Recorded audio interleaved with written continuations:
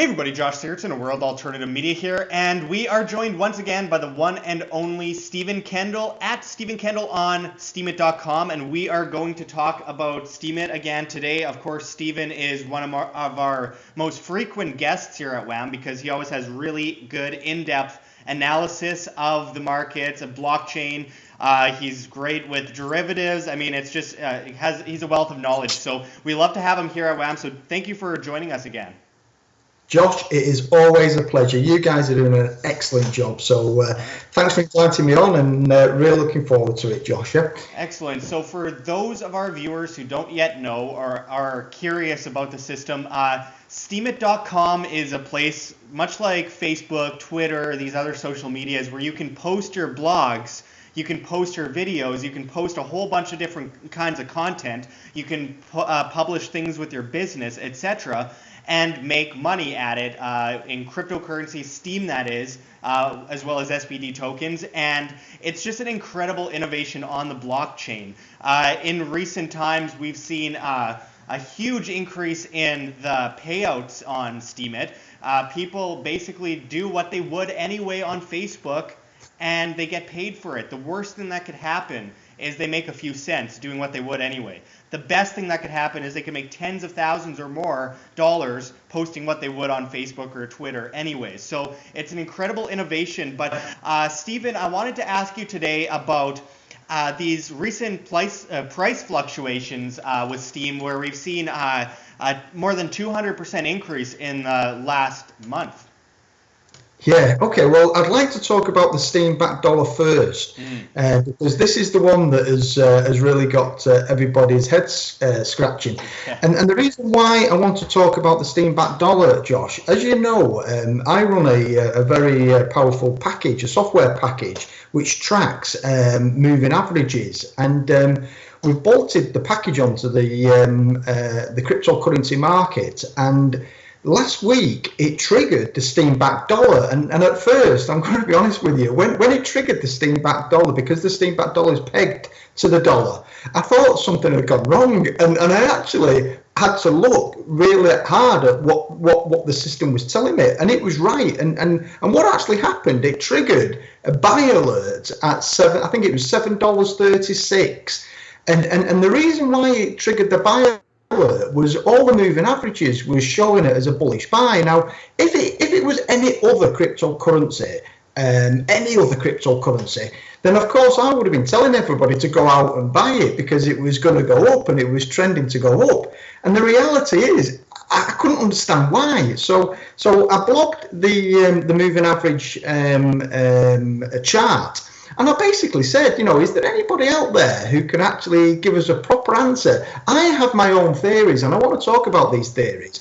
And of course, I asked anybody if it was out there that could actually answer this. Now, there was a lot of people who were very skeptical and said, oh, it's a pump and dump, and it's going up, and it'll be back down to $1, and it's people, trying to milk the system. And to be quite honest with you, Josh, I kind of ignored the cynical people because from my point of view, I wanted an answer. I wanted a real answer. And of course, there's speculation as to why it's gone up. And I posted a reason as to why I think it's gone up. And it goes back to a conversation that I had with Larimer in May of this year. And I put out a blog, and basically I said to the community, why do we have these two different types of currency? We've got the Steem power, which is effectively Steem, locked in and liquid, and we have the Steem-backed dollar. So I actually put out a blog in May saying, why can't we ditch the Steem-backed dollar? Because for me, marketing the platform, it's very complicated as it stands, and it just makes it more difficult to explain to people that there's this extra currency. And I really appreciate Dan. He came back to me, and we had quite a few messages backwards and forwards on the comment. And basically, Dan explained to me the reason why the Steem-backed dollar was put in place was to assist the early investors to reduce their risk, so that the seed capital was pegged to the dollar. And when he mentioned this to me, I said to Dan, I get it. I absolutely get it, and I fully understand it, and I fully support it. However, there'll come a time when the platform is battle proven. We'll be up to 500,000 users. It'll be running like clockwork. There'll be a lot of good content going on there. And once we get to that point, would it not be right for the early investors to say, you know what, it's proven itself, it's very liquid, there's plenty of cash coming in, let's just depeg this Steem back dollar? And he said, well, yeah. Now, I said at the time that it'll get to a point when suddenly this will happen. Now, when this spike happened, Josh, I actually said in my blog, is this spike an early indicator of two things? One, is it a precursor as to what's going to happen with the Steem? In other words, we saw the Steem back dollar go from $1 to $10 10 times. Are we going to see Steem go from, and at the time it was at $1, are we going to see the Steem go to $10? Now, within the same period of it going up to $10, the Steem back dollar, is the Steem back dollar the canary down the mine for Steem?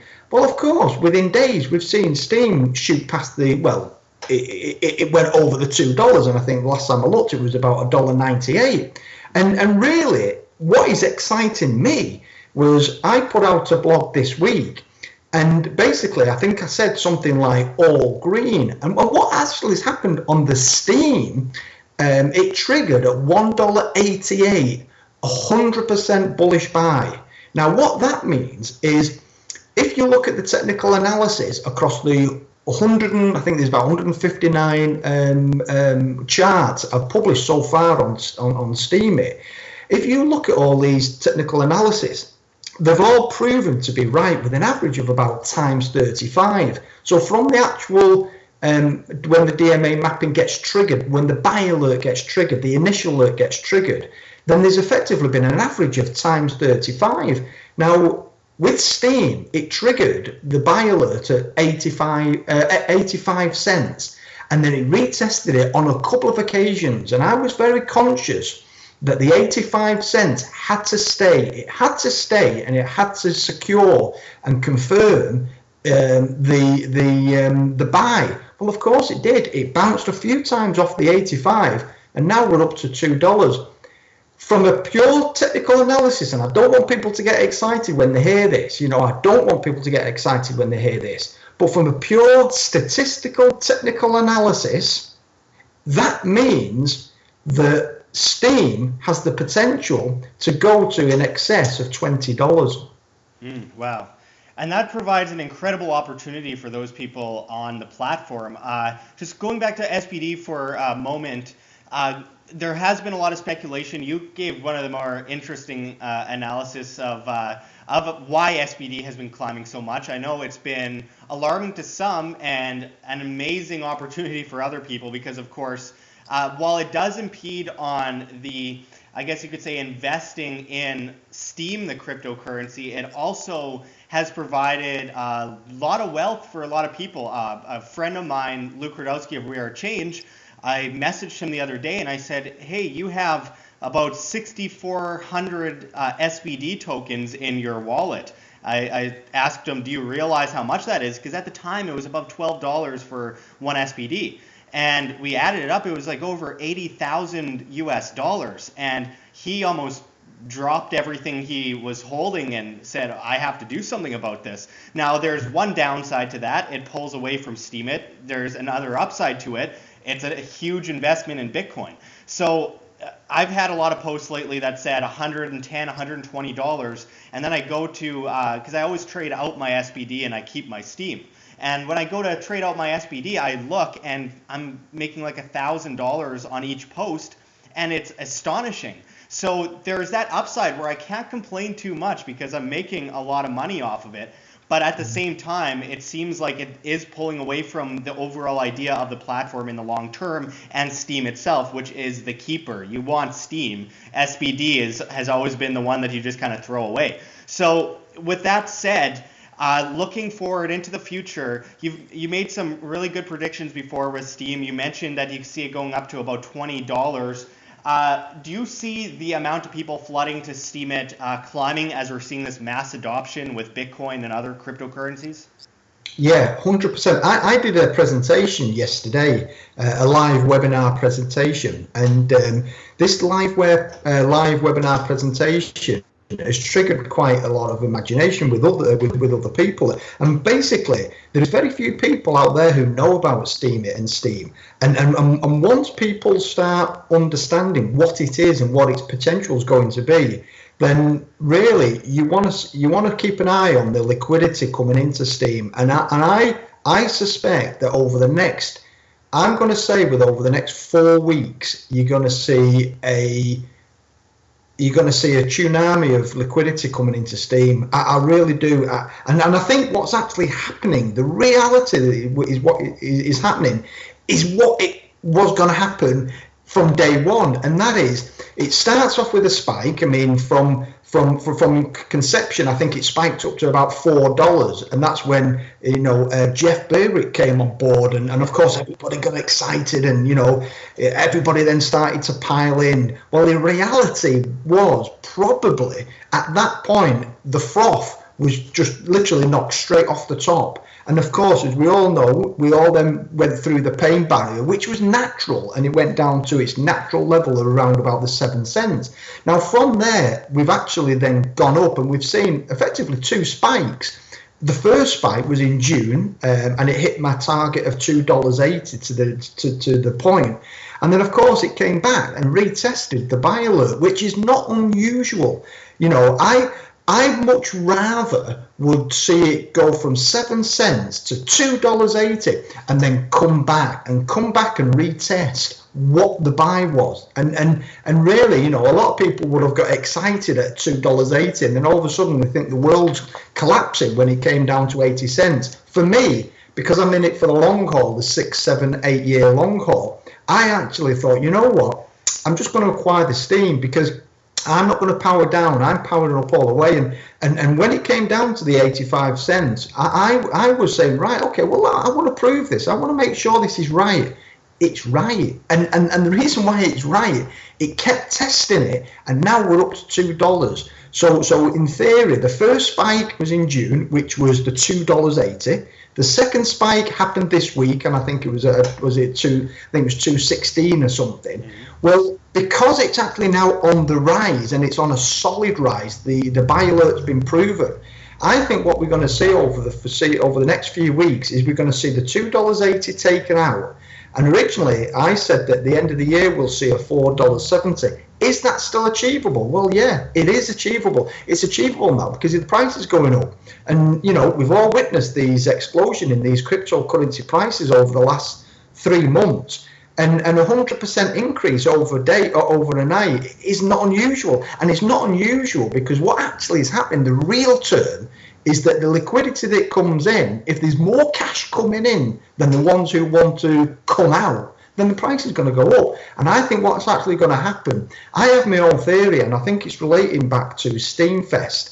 I think Steamfest, and I'm a massive fan of Steamfest, and I'm a massive fan of what it does, but I think the Steamfest was effectively $1 million party where people from June were saying, you know what, I'm going to position myself, I'm going to pay for my trip to Steamfest. And there was about 300 people went, if you take an average of $3,000, which is not unusual, flight, accommodation, a bit of food, the ticket, if everybody who went to Steamfest paid out of their Steem wallet, then of course that's where the money has actually come from.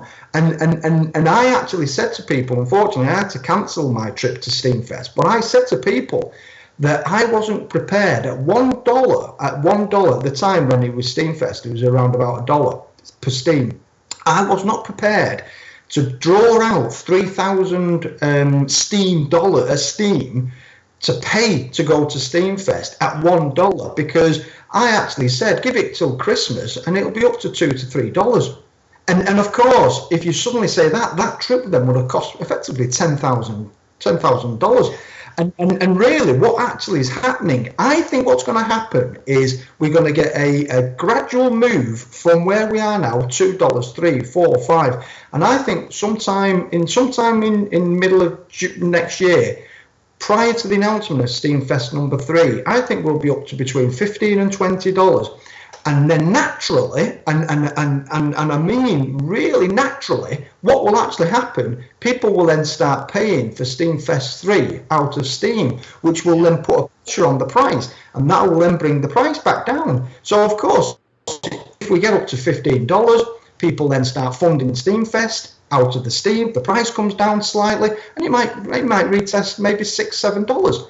You know, and this natural movement in price that we're seeing absolutely cements the strength of the Steemit blockchain and the Steem blockchain, because it's doing exactly as you would expect a market and a currency like Steem to operate. So I'm very excited, very, very excited. Yeah, I'm a big fan of Dan Larimer's work, especially looking at Steem, looking at EOS or EOS. I mean, he's created or innovated on the blockchain more than almost anyone I could think of, and has just done an incredible job at it. And the amount of people that are coming on Steemit today, just putting up cooking recipes. I know my girlfriend posts like fashion posts and stuff. It's not just like, the crypto anarchist nerds, as some might call it, of the past when Steemit first started, where everyone was just, posting, the same kind of libertarian or market analysis, etc., which is much needed. But now it's expanded to people from all backgrounds that have all these different kinds of interests. And that is a sign of the future success and potential of Steemit, and the amount of people that are making a bunch of money off of just doing what they would on Facebook anyway, as I mentioned. But you've had a few webinars, you've had a few seminars. Can you quickly just round up how people have reacted to your message? I always like to hear about how people react to this, because obviously it's kind of like presenting someone the telephone for the first time and saying, hey, you don't need to use a telegraph machine anymore. We got this thing here that you could speak into. Yeah, absolutely. Well, as you know, Josh, in about April of this year, I went out on the street with a bunch of flyers. That bunch of flyers then grew to a team of about 20 in the UK, all working on Promo UK. From Promo UK, along with Matt at Starkers and Dylan and Arcotech, two great guys on Steemit, we got together and we said, let's try and leverage the Promo UK and get it out into the world. And then, of course, as you can see from the back here, I've got a map tracking all the guys that are working on Promo Steem throughout the world. And there's some amazing initiatives, absolutely amazing initiatives. And it's not just going out on the street with a flyer or a business card or a cap or a t-shirt. What we're doing now is we're targeting high net worth individuals, investors, and we've, as you know, we went down to a show. I did a presentation along with Starkers and the Architect. And Thomas George and Ashley P came down and did all the filming, and it was superb. The presentation went down very well. As a result of that, down at the London Investor Show, the guys who run the London Investor Show contacted me last week and said, would you come onto a live webinar? And they gave us a prime slot, 2 o'clock yesterday afternoon, did a 55-minute non-stop presentation. And really, now's the time to actually get the message out, because when we was going out in April of last year, it was kind of, is it going to work? Is it not going to work? What's the site? What's this cryptocurrency? Well, of course, at the time, I think when I was knocking, going out on the street and knocking on people's doors and talking to people about Steem, I think Bitcoin was around about 1,100. Well, of course, we've seen a 15 times explosion. And at that time, I think the market cap for the whole of the cryptocurrency was around about the 25 billion. Well, of course, from then onwards, now is the time to act. It's prime time to go out now and talk to people about Steem.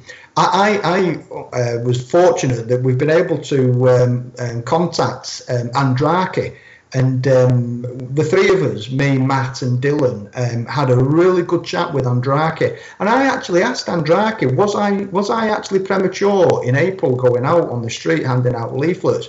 And it was a great conversation that we had with Andrew. And what I was impressed with his response was that there was never a good or bad time. There was never a right or wrong time. Might have been premature, might not have been premature, but one thing's for sure, we've absolutely got now a solid team ready to hit these trade shows, and we've got so many opportunities in the spring of next year that really, I can't thank the guys that have supported Promo UK and Promo Steem enough. Because these guys have got right behind what we're doing. So there's so much going on at the moment, radio shows, podcast interviews, live presentations, and what is really exciting now, Josh, they're coming to us. We're not having to go to them. Can I sell you my product? It's not that anymore. It's them coming to us. Can you tell us about this product? Well, of course, you're into a completely different ball game now. Absolutely. Now, I could go all day about Steemit. It's been a dream come true for me as independent media, being able to have a platform to put things up on and actually be able to monetize it in a way where I have like a constant residual growth, and not in like the pyramid scheme kind of way, in a way where I don't really need to put money in for it to grow. There's a lot of people joining the bandwagon, though personally I have put money in because I really support the innovation that is Steem. But all the same, I mean, as I'm getting censored by Facebook and YouTube, Steemit and DTube, of course, cannot go without talking about DTube. DTube has provided an incredible way for me to get my videos out there, my articles out there, my work out there, and actually be able to monetize it in a time when they are cutting creators down 95% on YouTube and Facebook and Twitter and other places. So with that said, I wanted to quickly leave this off on one other subject, which is Bitcoin. You mentioned that it's not surprising to see, a massive increase overnight in Steem. Well, I think it goes without saying after watching Bitcoin go from, about the beginning of November, $6,000 to the beginning of December, about 18, I think peaking around 19,000 US dollars, which is unthinkable. Just the level of growth is unbelievable. Of course, people on the news have been pushing really hard. It's a bubble. People on the news have been pushing really hard saying, well, some terrorists might get funded with Bitcoin. Meanwhile, 99.99% of all currency given to terrorists is in fiat, so it's not like we're going to go and ban that. The point is, Bitcoin is an incredible innovation that is threatening the fabric of the establishment, and I wanted you, Stephen, to quickly go into the recent massive growth we've seen with Bitcoin. Yeah, well, first of all, I'm not surprised. I remember having a Skype conversation with you sometime in the summer, Josh, and it was around about 2,600. And the reason for the call was that it was actually coming down. It was actually coming down. And I remember saying to you at the time, well, if you're in it for the long haul, Bitcoin, as far as I'm concerned, is $1 million plus, and I've said this for a while and I will say it all the way up to $1 million, And the thing is, what actually is happening is you're getting these spikes up and you're getting these pullbacks down, these spikes up, these pullbacks down. But what actually is happening in real terms, the higher highs obviously getting higher, but the lows are getting higher than the previous. The lows are getting higher than the previous higher highs. So you're getting this step situation. And it's quite interesting to see the speed that it's going up has actually surprised me. I always said all along that I always like to see a nice gradual growth, and I put out the presentation that I did yesterday, and I actually did the presentation with a graph that actually said by the end of 2006, so to the end of 2017, we will see a cryptocurrency market with a market cap of 500 billion. Well, of course, by the time I put the presentation, it was around about 521 billion. So the presentation, albeit about 4 days old, was out of date. And at the moment, you know, we're punching through 537 billion. 537 billion. Well, that's 37 billion more than my target price for the end of the year. And put it in perspective, 37 billion, that would effectively have been twice the size of the market cap of the entire cryptocurrency market this time last year. So, you know, these price spikes that we're going to get, Bitcoin at the moment is doing exactly as I expect it to do. And, you know, people will say, you know, it's $18,000, you know, it goes to 20 and then it'll come down and it might come down to 16,000. Well, of course, people will say, oh, it's 20,000, it's crashed down to 16. Well, not really, because 20,000 to 16,000 is no different than 2,000 to 1,600. It's exactly the same. Yeah.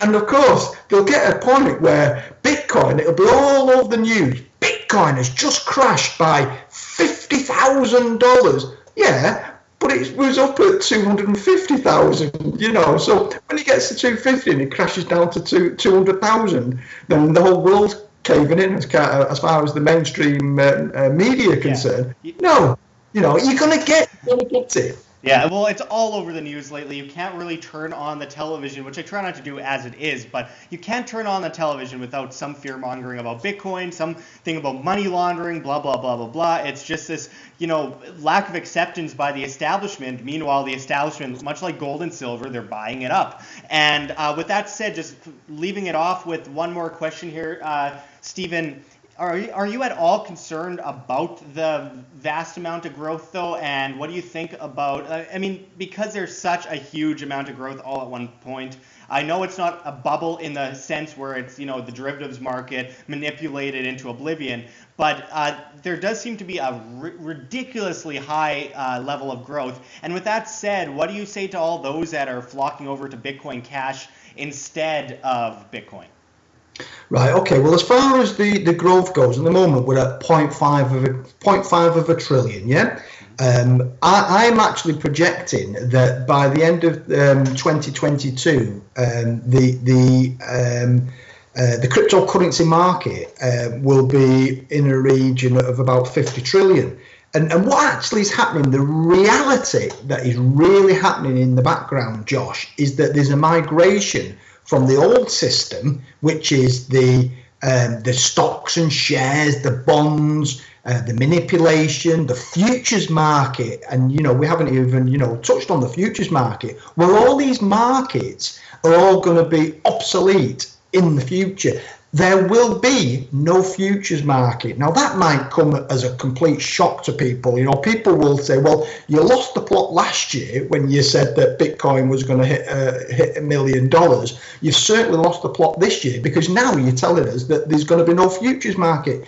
There is going to be no futures market because what's going to happen, the true price discovery is going to come from the blockchain. So what's going to happen in the future, Josh, is that the mechanism for evaluating the goods and services that are traded throughout the world, and everybody knows the term GDP, the gross domestic product. That gross domestic product will be evaluated on the blockchain, and that gross domestic product will have true price discovery on the blockchain. There'll be no exchanges, there'll be no clearing houses, there'll be no central banks, there'll be no regulating authorities and ratings agencies, and more importantly, there'll be no futures market. Everything will be on the blockchain. And then at that point, people will say, well, I never saw the cryptocurrency market hitting 50 trillion. Well, yeah, because what's going to happen in the future, everything that is evaluated to establish the gross domestic product, which currently stands today at around about 75 trillion globally, is all going to be done by cryptography and on the blockchain. So in the future, people really, once they understand what blockchain is, they'll understand where we are today, and we haven't even scratched the surface. 0.5 of a trillion is pocket change in the overall scheme of things. Yeah, we've been trying to tell people here at WAM for a while now that this is just a sign of the death of the debt-based derivatives, manipulated markets, the debt-based manipulated fiat systems around the world, the central banking cartels. People don't want their life to be centralized. People want to be decentralized. People naturally love the free market and the demand of individuals and the competition of currencies rather than this one legal tender set price and manipulated currency shoved down our throats and pushing us all into poverty. But just quickly, Stephen, there's a huge flock to Bitcoin Cash. Can you go into like why are so many people saying that Bitcoin Cash is going to replace Bitcoin? Right. Okay. I think a lot of it, Josh. The reason why Bitcoin Cash seems to be getting a lot of interest at the moment is that people are actually seeing the explosive growth in Bitcoin. And of course, if you actually look at the two, what's going to happen, and really it's now starting to happen already. People are kept comparing how many Bitcoin Cash can you get for one Bitcoin. Well, of course, there's a ratio there, and let's say it's 4-1. Let's keep it simple. Let's say it's 4-1. Well, if all of a sudden Bitcoin shoots up and then it becomes 5-1, 5 Bitcoin Cash for one Bitcoin, people will flock into Bitcoin Cash because they feel as though they're getting a better relationship. And what's actually going to happen as the price goes up, you're going to get these 4-1, 5-1, 6-1, 3-1, 5-1, 4-1. And as these prices, like everybody measures, I mean, everybody always says gold to silver ratio. Gold to silver ratio, 15-1 historically. Well, 15-1, why the hell are we at 70-1? We're at 71 because of the manipulation. What is actually happening with the cryptocurrencies is that people price things in Bitcoin. Bitcoin is the reserve. Bitcoin is the one that people fix against. So what actually is going to happen as the price goes up, how many Litecoins can you buy for one Bitcoin? How many Steem can you buy for one Bitcoin? How many Bitcoin Cash can you buy for one Bitcoin? And what actually is going to happen, people are going to swap. And people are going to swap because, at the moment it's 4-1, 5-1, I'll jump in, 3-1, I might not be as keen, and the price is going up. So I think people are actually naturally flocking to Bitcoin Cash, not because it's any better, and I don't want to be sending out the wrong sort of signals here, but not because it's any better, but because the feel factor is that it looks about right and it looks cheap. So, I always say Bitcoin will always be that dominant one, and you might get the ones going up and then suddenly coming back down and going back up, but overall they're going up, So I can't really say why, apart from psychologically people are pumping into certain ones, and there's always a magical figure, when a cryptocurrency gets over a certain amount, 100 million, 500 million, 1 billion, suddenly it'll trigger. When Steem, I've said all along, when Steem gets over 1 billion, then it'll become on people's radars, and once it's on people's radars, that's where you're going to see these explosive prices, and it's nothing to do with anything technical about the blockchain or anything technical about the cryptocurrency.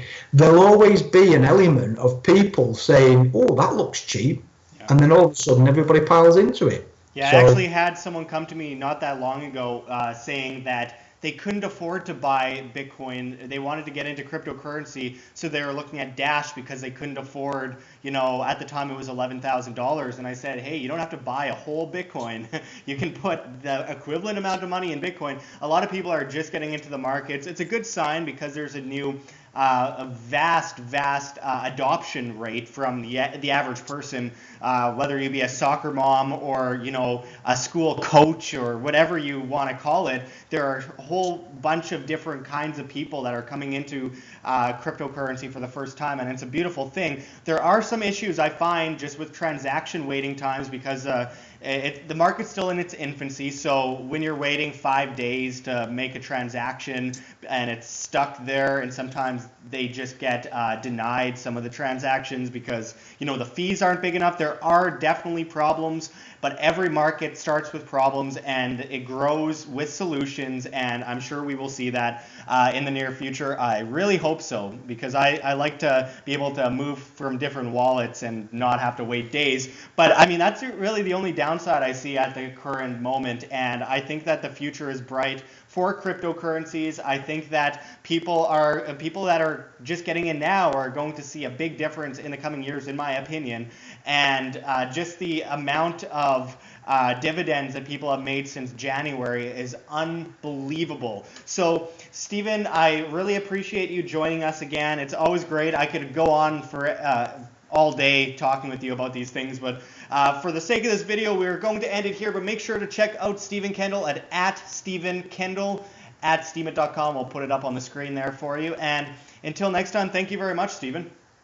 You're welcome, and a very Merry Christmas to you, your family, and all your viewers, Josh. You as well. Like what you see here at WAM, don't forget to check the links below. GoFundMe, Patreon, we can't do it without you. Any donation is very much appreciated, especially as we are so overwhelmingly demonetized and censored by YouTube as the Anti-Defamation League comes in and flags all of our content as hate speech. You can also find me at Josh Searton at Steemit.com. That's Steemit.com, the future of social media, where you get paid in the upvote of your post via Steem, the cryptocurrency. You can also find our Bitcoin address in the description and the comments below, as well as on the screen for you to scan if you please. And don't forget to come on down to Anarchapulco in Acapulco, Mexico in February, one of the best events of the year, and you can save money on your tickets by typing in promo code WAM. That's WAM. We'll leave the link below for you, and until next time, don't forget to subscribe. This is Josh Searton signing out from World Alternative Media. Find the truth, be the change.